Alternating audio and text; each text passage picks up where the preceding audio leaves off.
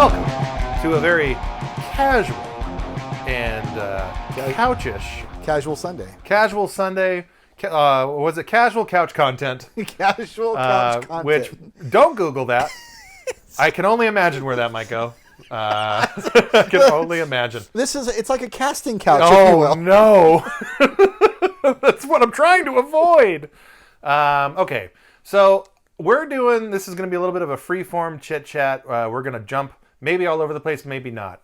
But I wanted to keep this topic real broad and real kind of, jump off at any point kind of a deal. But Uncle Bob, tell me, what do you look for in a video game in 2024? Ooh. Specifically 2024. I will do my best to try to not reference the past, which is going to be impossible.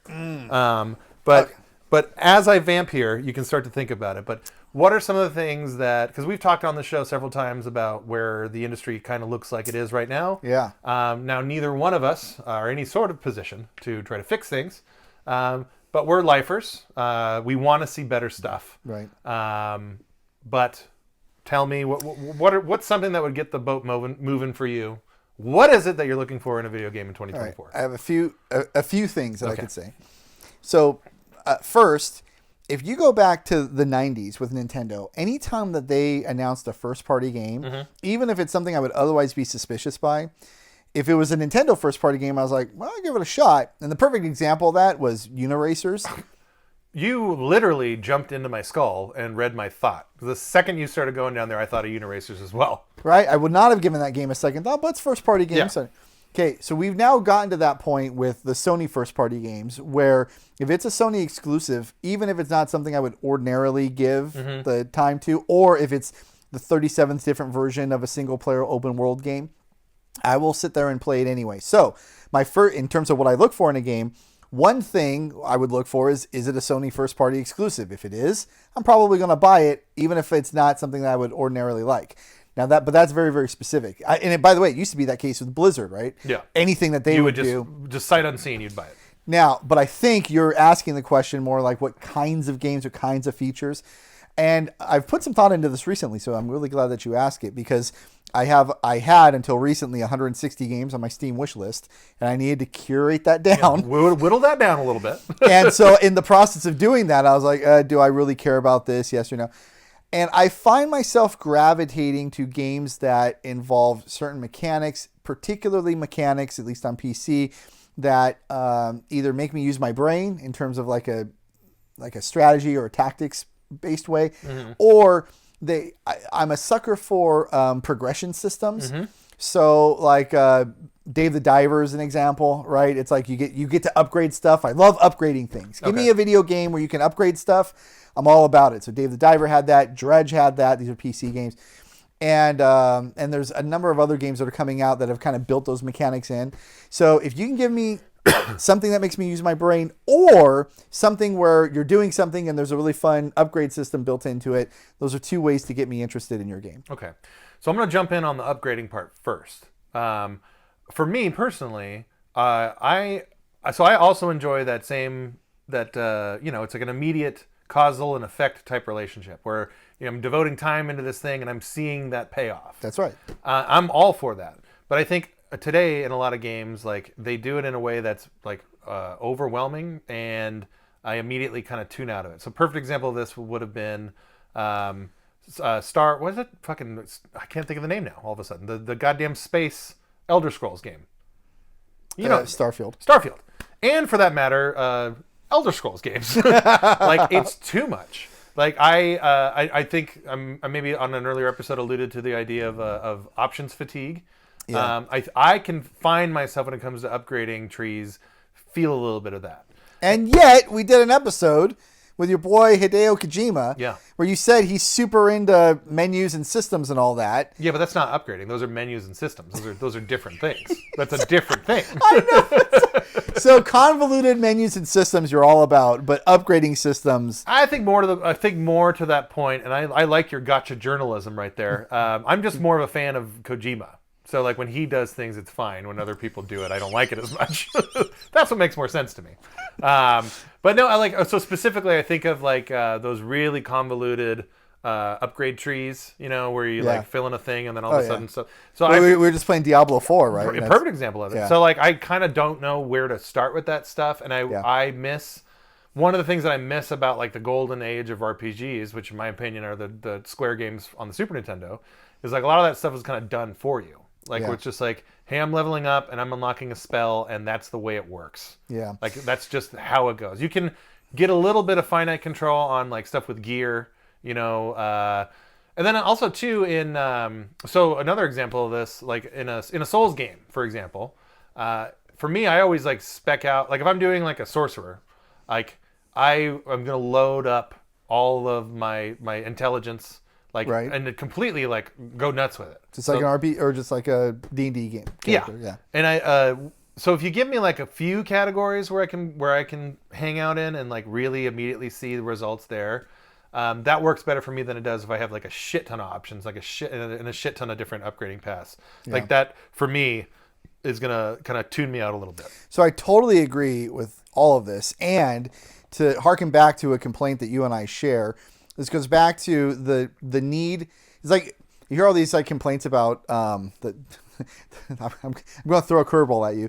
The problem with capitalism is that you have to have perpetual growth all the time. Uh-huh. The analog to video games is you have to have perpetual new features, expanding content, bigger and better, and all of that.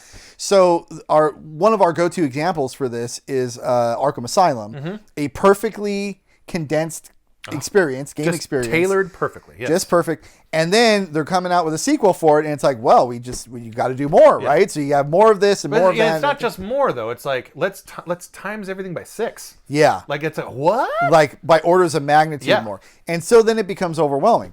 And also, this is a part of it that's sort of unique to you and I, maybe not unique to gamers as a whole, but you get to a point in your life where your life is filled up with so much other stuff that it's difficult to just throw hundreds of hours into a game. In fact, you said famously for me, on the show once, that you only have time for like one 100-hour game a year now. Yeah, and I stand by that. That's Right. true. And I'm playing it right now with Like a Dragon Infinite Wealth. And so I sympathize with that. Yeah. So when a game comes out and it's going to demand another 100 hours of you or more, Baldur's Gate 3 was that for me last year. Yeah. It's like, oh my God, you got to be committed to it until the end, and you cannot take a break in those games. Otherwise, you have to come back and then you have to remember what the hell it was you were doing in the first place. So on that tip, as I've gotten older, and exactly what you're saying, I have more things to do, like a family, a full-time job, like things that aren't playing video games. Like I have zero issues nowadays with if I'm playing a game and I have to jump off of it. Yeah. If I never go back to that game ever again, I'm totally at peace with it. Well, how do you get the platinum trophy? You never come back to it. Exactly. So I'm so confused right now. because those things matter so little to me that I'm able to do that. Now I do understand and sympathize where like the sickness that you have, your brain and the way it's wired, it doesn't work that way. Correct. Yeah. Which I am not jealous of. In fact, I just, Don't you wish you could be me Yeah. and hate play your way through? the hobby that you love the most? I play it in a way where I can enjoy it. I'm so miserable right now. I'm so mad at this game. Doesn't sound great, but whatever works for you. But I used to be just like you, man. But I am able to do that. The shitty thing though is like I don't want to do that. I would much rather have like a really tight Arkham Asylum-esque experience where I'm in and out in 15 to 20 hours. I feel like the same sense of accomplishment because I beat a game, and there's not a lot of filler, not a lot of bloat. That's what I want. Your game of the year last year was Mario Wonder. Oh yes, and I think that checked exactly those boxes, right? And Mario Wonder is a thing where if I do want to go back and do everything that you can possibly do in the game, that is there for me. I can do that. I've done a little bit of that, but for me, I got enough enjoyment. I played every single level that you can, and I found the Wonder Seed, and the Wonder Seed is what the game is. That's why it's such a magical game. Is that's the thing that is unique to every level, and it does something weird and random in every single level, and it's like this tight insular experience. So I did all of those, but I don't feel the need to go back and do the 100% thing. It's there if I want to. If I get the flu in the next couple days, I might go do that. But by and large, I won't. So I think, and I think this kind of naturally segues into another thing that I wanted to talk about in the terms of like where games are today in terms of I do feel like there's this idea that's kind of forced upon not just consumers, but also the companies that make video games, this idea of value of like, okay, now we're charging $70 a pop. In some cases, we're charging $100 a pop if you're like buying the special version where you can play it like 2 days early and all that bullshit. We should say, the new Star Wars Outlaws game. Yes, perfect from example. my former employer Yeah. was just announced, and that has a $130 version of it that includes some microtransactions, 3 days like of a early costume access or something like that. Yeah, and it's like, guys, come on, man. Yeah, you're missing the point. Yeah. But anyway, these games, like all this stuff there's reasons for it. It makes sense, right? Like video games cost a lot of money, and they've got to be able to like return that investment and get ahead and make a lot of money. Here's something that, this might be wild. This might be outside of the box thinking. How about we don't spend that much money making the games so that you can do things like take a little bit more risks, explore more things with style versus fidelity. Try pitching that in a boardroom, guy. Well, that's the problem, right? Like that's the thing. But maybe there is a boardroom out there that would be receptive to it. And I'll further this along. And this is obviously just rampant video game nerd speculation. But if there was a giant, monolithic, faceless, soulless corporation that would be fine with this, I would say Sony would be that company. Because I do think, right. Here's what I think is happening with them is they understand that the spot that they're in, they know that they kind of shit the bed when it comes to doubling down on live service. We've talked about this in a previous episode. Go check out that episode. Go peep it. But I think that they, because they had such success with the PlayStation 2, where they did games that didn't cost a lot of money. Get up here, dude. You want to be a part? Let's party. They could easily go back and just give it a shot. Just give it a try. And you never know. Like if you get one hit using this crazy formula of keeping your costs low, then more can come out of it. I don't think Microsoft is going to be the company that tries that. Because I think that as evidenced by the ungodly amount of money they've been spending on buying stuff. Just very recently, I don't know if you caught this, but Phil Spencer gave an interview where he very specifically said, the problem we have in the industry right now is that there's no more growth. And if there's no more growth, if you work for a company that has shareholders, they expect to make more money every single year. So then you have to cut costs. And it was weirdly candid in a way, because he's literally saying, I am beholden to the shareholders. Yes. The shareholders demand certain things. And if we're not growing revenue, then we have to cut costs because we got to deliver profits to them somehow. Yeah. On the other hand, it's kind of convenient for him to say that because it's sort of hand waving away that one of the reasons there is no more growth in the revenue on their side of it is that their Halo game, the Redfall game, and their Starfield game all completely shit the bed. And if those games had lived up to the hype, and they get to blame shareholders. Yeah, well, if those games had lived up to the hype, then there would be the revenue growth, and that would have mollified the shareholders. So instead, it's just like we're going to ignore that, and he's just going to speak conceptually, and say, well, we're not getting more money. Who knows why? Right. So we got to talk about cutting costs. And so anyway, to your point, they're not going to go and invest millions of dollars into even lower budget creative endeavors, because right now, if you're over at Microsoft, it's like we've got to put a hit out the door like right now because we are getting our asses kicked in this generation. Nintendo. Okay. They do this. Yes. What we're talking about is what they do. And it's very clear. Like the answers are clearly in front of your face. They make 1080p games. Their games first bullet point. They make 1080p games, which are fine. Like they're fine. To me, like, okay, we're this far into the generation, and 4K is what it is. These systems don't really do them. Like the 4K thing is still more or less kind of like a myth. I mean, yes, if you have a 4K TV, you got to go buy the dumb cable to make it happen. For yourself, guy. But it really isn't. Like there are so few. If you sit there and like watch the Digital Foundries of the world and actually like look at the breakdowns of this stuff, it's not a real thing. And what's funny is going back to this game that I'm currently playing, Infinite Wealth, which is fantastic and will be my only 100-hour game of the year. So remember earlier in this generation, you had like a bit of FOMO because you couldn't. Or at least I had this problem. I couldn't decide whether I wanted to play with the highest resolution that I possibly could with a lower frame rate. 60. Yeah, like 4K 30, or did I want to do 1080p with 60 plus frames a second? Yeah. So now they're not doing that anymore. They're like, that's an option that isn't. They're not even giving you that option. It's just like, here's the game, And I'm grateful that they're doing it because it takes the guessing away from me. It makes the developer decide for me. I want fewer choices. Well, in that particular regard, I definitely do, because it is, and I'm not alone in this. Like, it is hard to like, well, do I want the best resolution or do I want the highest frame rate?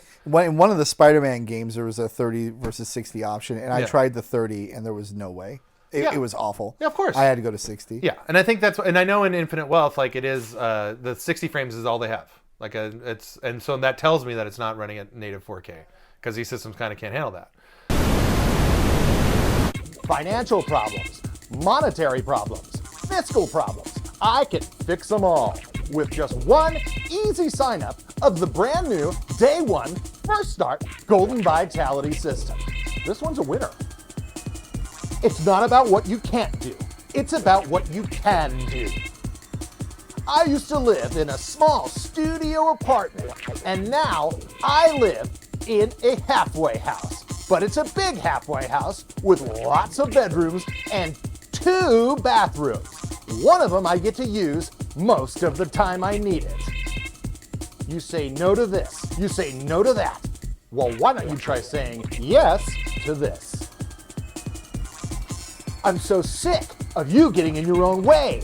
Let me move the barriers and get you going on first step, Day One of the Golden Vitality System.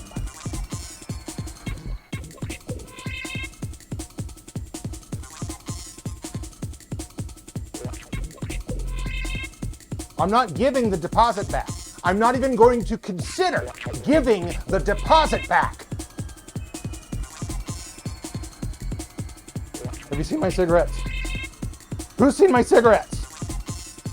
I rented the lights. I rented the camera. I rented the space. I'm sick and tired of them trying to come down on me and suppress all of my messages for you out there, the people that I want to fix, with my brand new Day One First Gear Golden Vitality Startup System.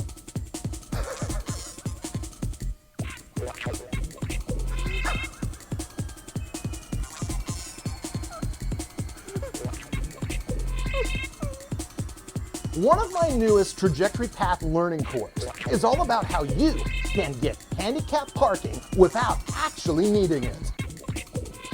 Here's one on the house. Packets of sugar do make a good meal. Yes, I can get you handicap parking. Going back to Nintendo, like, I don't have the numbers in front of me, and no one does, because they're such a fucking secretive and like guarded company with that stuff.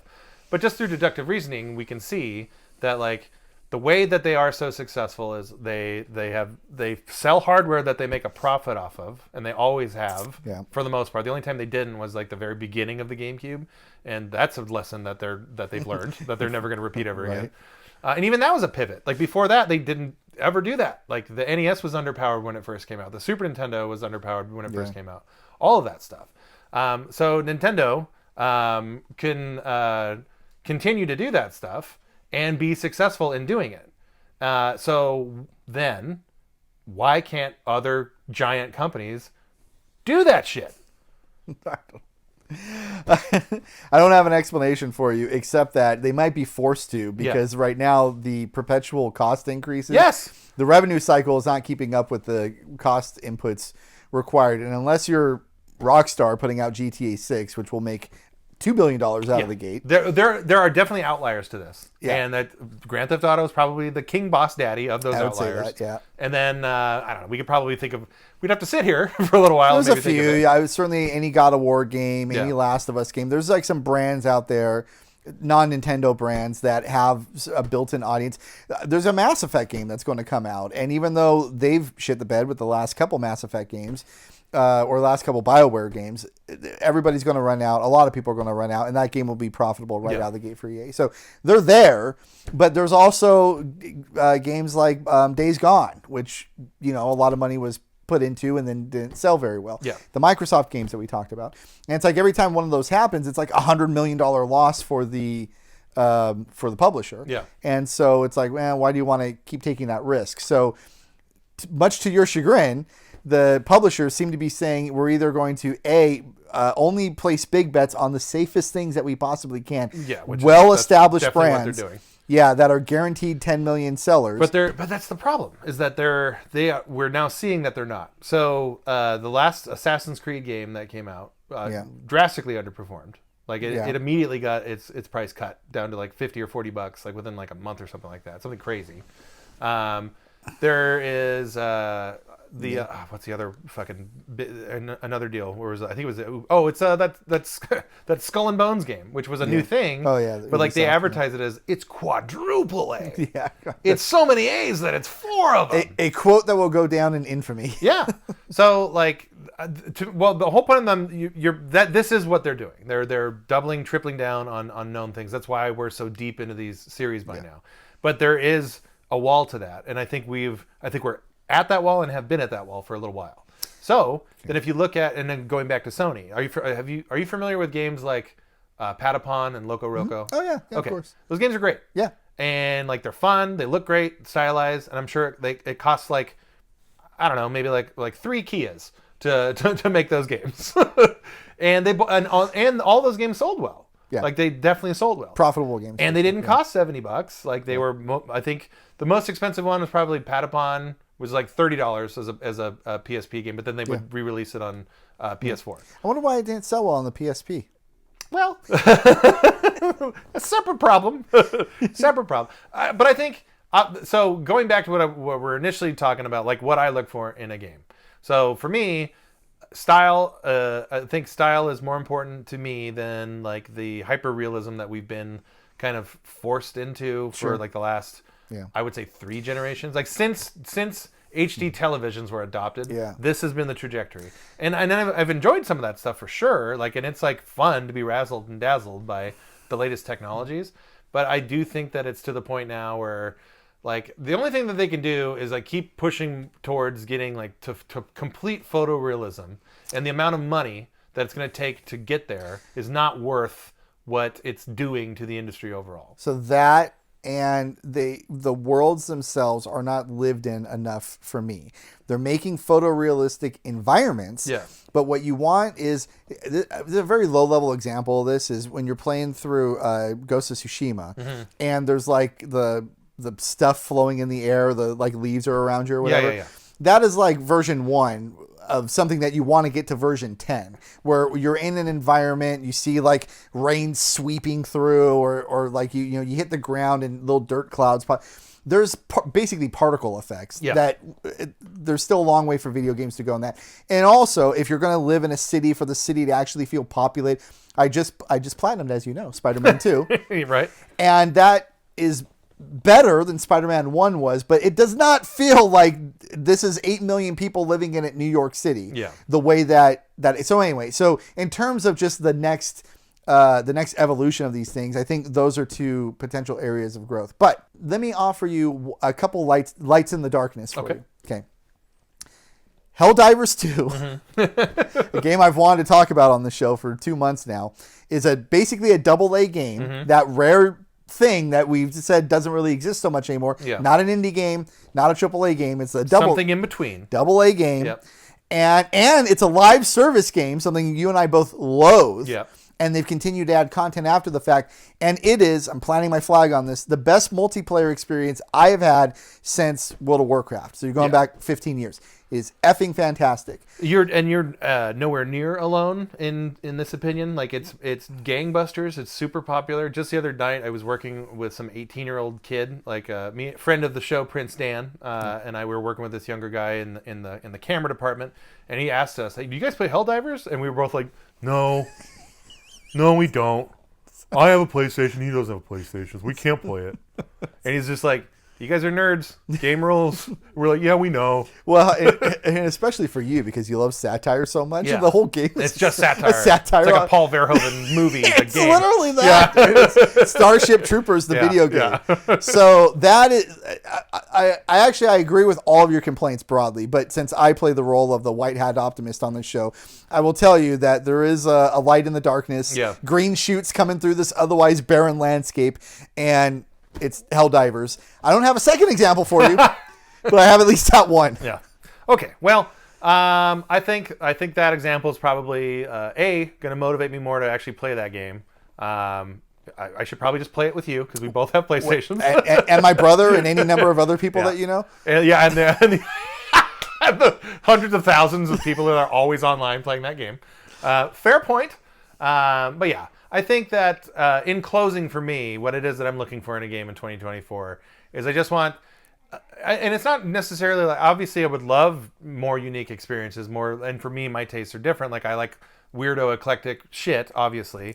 And there's no shortage of that stuff in the indie space, but it doesn't hit the same way that I would want it to if like, the world was a different place and like Konami was a company that did cool stuff and made good games. For example. What was the last game that scratched that itch for you? The most recent game you played that qualifies as creative or weird or whatever, that just felt like a really unique product that came out? Because obviously Mario Wonder has creative things in it, but that's not exactly... It's a 2D Mario game. Yeah. Oh, man. Boy, oh boy. I would really honestly have to think on that. Well, since I am playing it right now, the Like a Dragon... so it's confusing because they've now changed the name of the whole series. So when I say Like a Dragon, it was a separate thing than the Yakuza games. Yeah. But now they're all that. But I'm specifically talking about there's it's just called Like a Dragon and the sequel Like a Dragon Infinite Wealth. They are JRPGs set in a really like wonderfully fleshed out and lived in world that is also like this love letter to Sega and like its history. And they constantly add, like for example in the new one, they're emulating Model 3 games, so like you can play Virtua Fighter 3, which they did a Dreamcast port of that game, but it sucked. And this is the actual Virtua Fighter 3 that was in the arcades, and no one has seen it since 1997. Yeah. And the fact that they're doing that, so it's like it's a combination of a really cool fleshed out world, fan service up the fucking wazoo, and really weird unique stuff within the battles. So like for example, there's this character named Nancy who is a pet crawfish that like behaves like a cat, and you're just like, what? Why are you doing this? But I'm so glad you're doing this.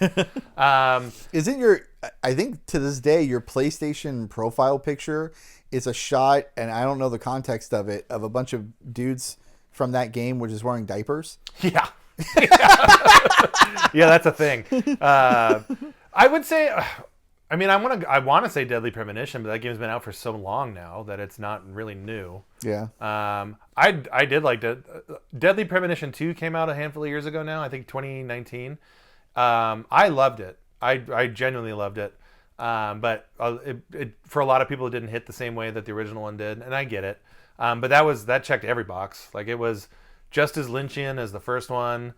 You get around you're in Louisiana, which is just the way they present like the bayou is strange, but the way you get around town is you're on a skateboard.